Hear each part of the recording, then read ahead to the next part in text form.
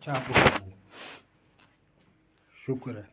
चल मैं बाद में ना इसको मुझे ना डिलीट करने का तरीका बता देना। सॉरी बेटा, मैंने आपको तंग किया है।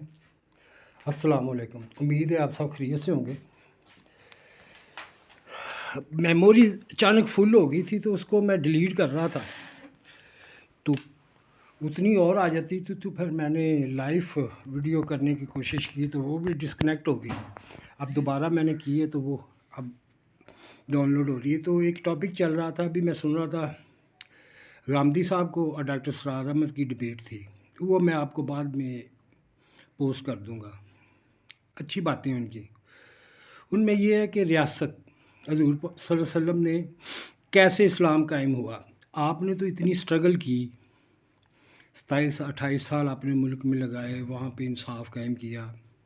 हर तरह की जो जहलियत थी, जो फजूल रस्में थी, जो कल्चर थे, जो इस्लाम को हर्ट कर रहे थे, उनको ख़त्म किया।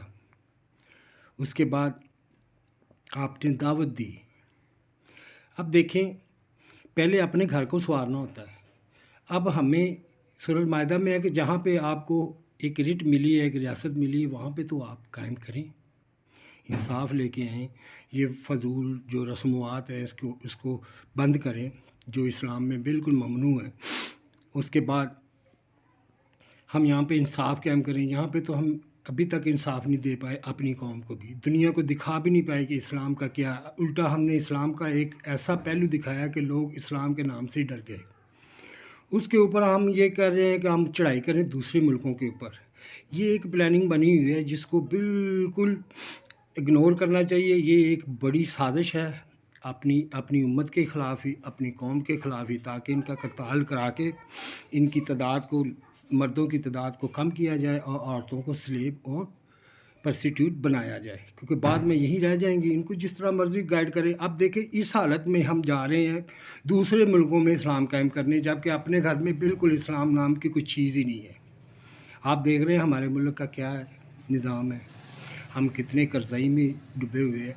हमारी कौम का, हमारे लॉस का, हमारे मॉरल वैल्यू का क्या हाल है, हमारे कोर्ट्स का, हमारे हॉस्पिटल्स का, हमारे स्कूल्स का, हमारी आवाम का, यहाँ तक कि रिज़्क़ हलाल मिलना नायाब हो चुका है यहाँ पे। ठीक है, अब इसको तो हम इग्नोर कर दें बिल्कुल ही टोटल, और उल्टा इनको ये जो तंग पड़े हुए हैं, इनको हम जहाद के नाम पे इकट्ठा करके इनको चले ले जाएं भी, चलो जी जहाद करें और वहाँ पे जाके कत्ल कर लें। ज़ाहिर नुकसान तो दोनों तरफ से ही होगा। तो ये क्या आप अपने दिल से पूछें, क्या ये मुमकिन है, क्या ये जायज़ है कि बग़ैर हम अपनी नफ्स की इस्लाह किए, बग़ैर अपने घर को मजबूत किए, हम उल्टा दूसरों के ऊपर चढ़ दौड़े। हमें तो एक नमूना बनना चाहिए था, सादिकुल अमीन उम्मत। हमें तो एक मैसेंजर उम्मत बनाया गया था और पाकिस्तान को मौका मिला दूसरी सूरत में। और हम भी अगर वैसी जाहिलियत वाली हरकतें करेंगे तो फिर क्या होगा, एक दिन ऐसा ही होगा। लोग पहले ही तंग हैं तो फिर वो कहते हैं चलो जी जहाद पे। ਜਿਹੜੇ ਜਿਹੜੇ लोग बेचारे वेले फिरते पे, उन्होंने जहाद दे ना कि जन्नत का एक परवाना पकड़वा के आप उनको शहादत के नाम पे ले जाएंगे तो क्या होगा। हमारे घर में, हमारे पाकिस्तान में क्या इस्लाम कायम है? क्या हमारे घरों में इस्लाम है? क्या हमारे अदारों में, क्या हमारे हॉस्पिटल्स में, हमारे स्कूल्स में, हमारे मदरसों में, हमारे मस्जिदों में क्या वो नज़्म व ज़ब्त है जो हुज़ूर सल्लल्लाहु अलैहि वसल्लम ने बनाया था, जो इस्लाम तकाज़ा करता है या जिसका हम दावा करते हैं? क्या वो है? अगर वो है तो लोगों के साथ लड़ने की ज़रूरत ही नहीं पेश आनी थी।